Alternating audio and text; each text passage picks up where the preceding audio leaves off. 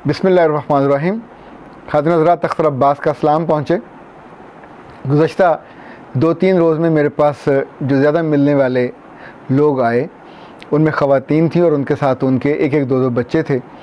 ये बुनियादी तौर पर ब्रोकन फैमिलीज़ के बच्चे थे। ब्रोकन फैमिली जैसा कि नाम से है, वो घर जो टूट जाते हैं। वैसे तो दुनिया में सबसे जो नापायदार घर है वो मकड़ी का है। उससे ज़्यादा क्या कहना चाहिए, नाकाबिल एतबार घर दुनिया में शायद और कोई नहीं है। मेरे रब ने भी उसका हवाला दिया है। लेकिन अमली ज़िंदगी में देखें तो इंसानों के घर धीरे धीरे बिल्कुल मकड़ी का जाला बनते जा रहे हैं। बच्चे होने के बावजूद किसी भी छोटी बड़ी बात पे दोनों नाराज़ होते हैं और घर टूट जाता है। और उसके बाद मर्द आम तौर पे ज़िम्मेदारी नहीं लेता। वो उस शहर से चला जाए, उस मुल्क से चला जाए, वो जाके अपनी ज़िंदगी का आगाज़ कर लेगा।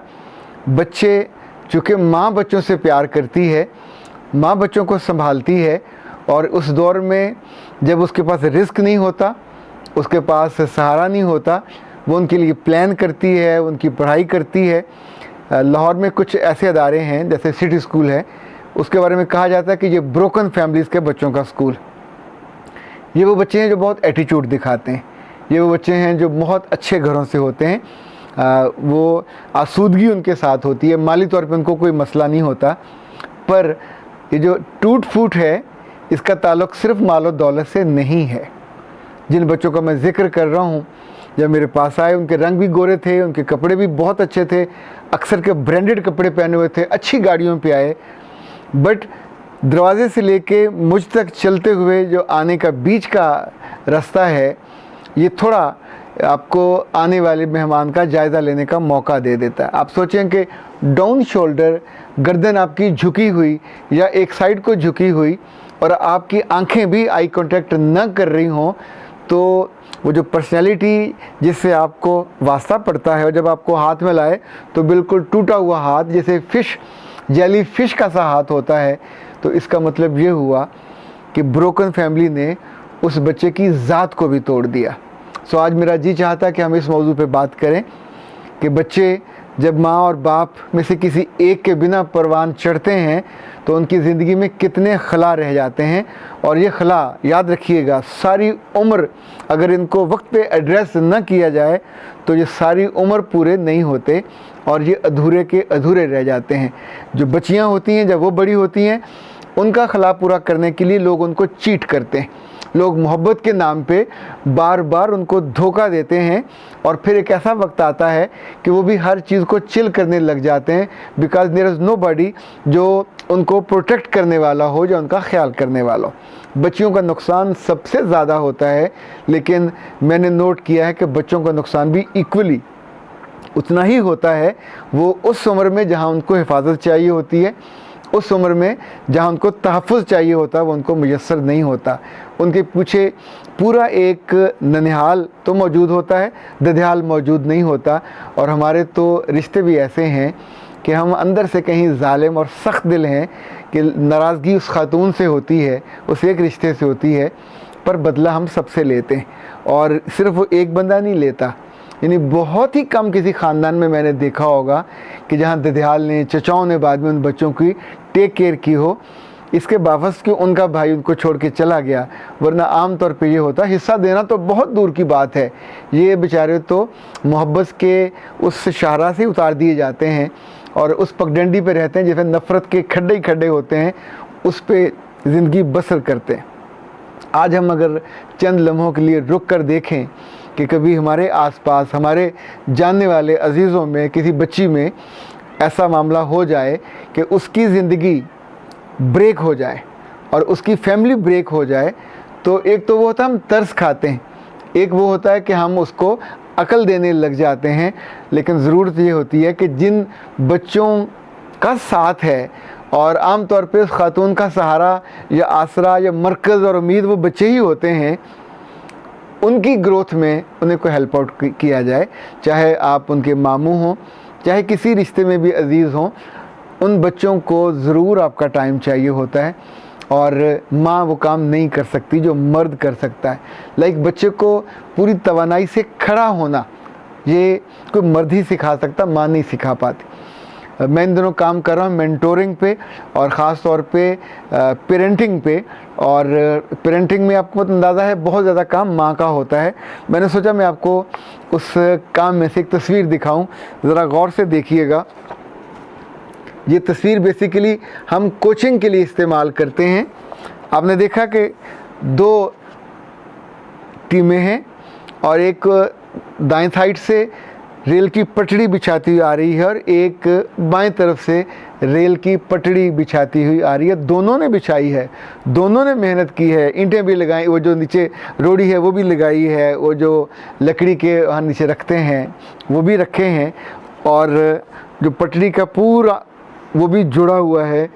लेकिन जस्ट विजुलाइज कि ये जिसको जहाँ जुड़ना था वहाँ नहीं जुड़ा, पटड़ी बिछ गई है, इस पर ज़िंदगी की गाड़ी नहीं चल सकती। इसी तौर पे जो ब्रोकन फैमिली होती है, मर्द और औरत का वजूद पूरा होता है, उनका वक्त भी पूरा होता है, उनका रिलेशन भी पूरा होता है, लेकिन उन्होंने ज़िंदगी की गाड़ी के लिए जो पटड़ी बिछानी होती है वो सीधी नहीं बिछा पाते। वो दोनों आपस में साथ साथ चलें तो भी ज़िंदगी चल पड़े, वो तो एक बेचारी इधर रह जाती है, बीच की एक लाइन चलती है जो बच्चों वाली होती है और इधर वाली फिर कट जाती है। जो वो एक बहुत खूबसूरत ज़िंदगी जो हो सकती थी वो ज़िंदगी बाकी नहीं बचती। और ये बच्चे उम्र भर के लिए, इवन जब इनकी शादियां होती हैं और आप कभी देखें जब ये स्टेज पे बैठे होते हैं तो उस वक्त भी ये आई कांटेक्ट नहीं कर रहे होते। इनमें से बहुत से बच्चे मैंने देखे कि जो हर लम्हे स्टेयर करते हैं और उनकी आंखें कहीं गुम होती हैं, कुछ ढूंढ रही होती हैं, और आपका जब भी उनसे इंटरेक्शन होगा आप मुस्कुराएं, आप उनको कोई लतीफ़ा सुनाएं, वो आगे आपको यूँ देख रहे होते हैं। अच्छा, इसी तौर पे उनके पूरे चेहरे के जेस्चर्स में कभी सॉफ्टनेस नहीं आ पाती, या तो कहीं डर बैठा हुआ होता है या कहीं ये जो एक नफ़रत उन्होंने भुगती होती है, देखी होती है, उसकी पूरी यादें बहुत लंबे पंजे गाड़ के उनके जहन पे और उनके चेहरे में महफूज रहते हैं और उसका इजहार होता रहता है। इसी तौर पे ये बच्चे इनिशिएटिव से महरूम हो जाते हैं। ये महफिल में बैठे हों तो अकेले होंगे, इनिशिएटिव लेके ये दूसरों से बात नहीं करते, इनिशिएटिव लेके ये कोई नया काम करने की पोजीशन में भी नहीं होते। ये आम तौर पे जो लगे बंधे रास्ते हैं उन पे चलते हैं, और वो भी डर और खौफ के साथ। और अगर बच्चियाँ हों तो आप सोचें उनकी ज़िंदगी कितनी मुश्किल हो जाती है। एक माँ जो घर से भी उनको डराती है कि बी केयरफुल, हम अकेले हैं, हमारे साथ कोई नहीं है, और वो जो ज़िंदगी के साथ लड़ने का जज्बा होता है, वो जो आगे बढ़कर अपना हक छीनने का एक दाइया इंसान के अंदर होता है, वो उनकी ज़िंदगी से मिस हो जाता है। वो मिनमने से, मीसने से, डरू डरू से बच्चे बन जाते हैं। ये उस वक्त तो एहसास नहीं होता जब ये परवान चढ़ रहे होते हैं, पर जब ये बड़े हो जाते हैं और अपने अपने ख़ानदानों के सरबराह बनते हैं तो आम तौर पे बहुत बुरे सरबराह बनते हैं। जो कुछ उन्होंने ज़िंदगी में देखा होता है अब उसका वैसे ही इजहार होता है। अगर उन्होंने अपने बाप को शाउट करते देखा तो वो उतना ही ज़ोर से शाउट करेंगे। उन्होंने अपनी माँ को रोते देखा और मिज़री के साथ जीते देखा तो अब उनकी आरज़ू होगी कि जो उनके घर में आई है वो भी उसी दुख को इंगेज करे, वो भी सहे उस तरह की तकलीफ़ों को। इसकी उनके पास कोई जस्टिफिकेशन नहीं होती, पर ये सैडिस्ट हो जाते हैं, पर ये दूसरों को दुख देने वाले बन जाते हैं, दूसरों के लिए बहुत आसानी देने का बायस नहीं बनते। कहीं कहीं अगर माएँ इतनी समझदार और अच्छी हों तो अपने बच्चों को बहुत मोहब्बत से और कंपोज करके पालती हैं, पर ये रेयर होती हैं। आम तौर पे जिन बच्चों से हमें वास्ता पड़ता है ये नफसियाती मरीज़ बन जाते हैं।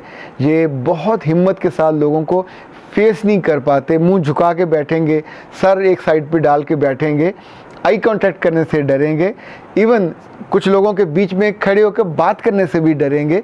इन्हें अगर अपना माफी ज़मीर बयान करना है तो नहीं कर पाएंगे। अगर इन्हें बरसों चुप रह के गुजारना पड़े तो ये भी गुजार देंगे।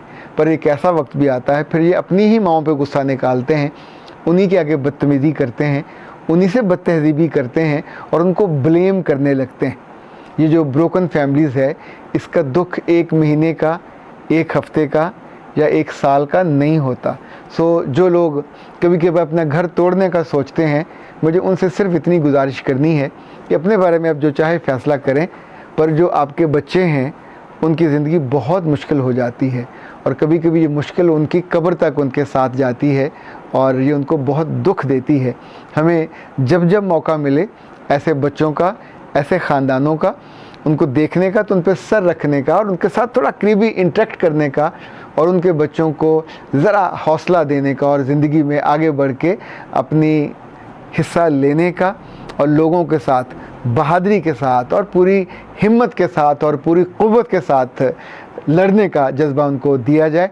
मरेंगे नहीं, मरेंगे, हर बच्चा अपने वक्त पे मरता है और उससे पहले कोई मरता नहीं है, पर ज़िंदगी में जो कुछ है वो लेना और प्लान करना और आगे बढ़ के उसको अपने हिस्से को समेट लेना, ये सीखना पड़ता है। और इसके लिए अगर मेंटोर ना हो, सिखाने वाला ना हो, हौसला देने वाला ना हो, तो ज़िंदगी आपसे दूर से हाथ हिला के चली जाती है और आपके हाथ कुछ नहीं आता, सिवाय इसके कि आप फिर गिला करें कि I was the part of A broken family. मेरा रब आपको इस मुश्किल से बचाए रखे। अख्तर अब्बास को इजाज़त दीजिए। अस्सलाम वालेकुम।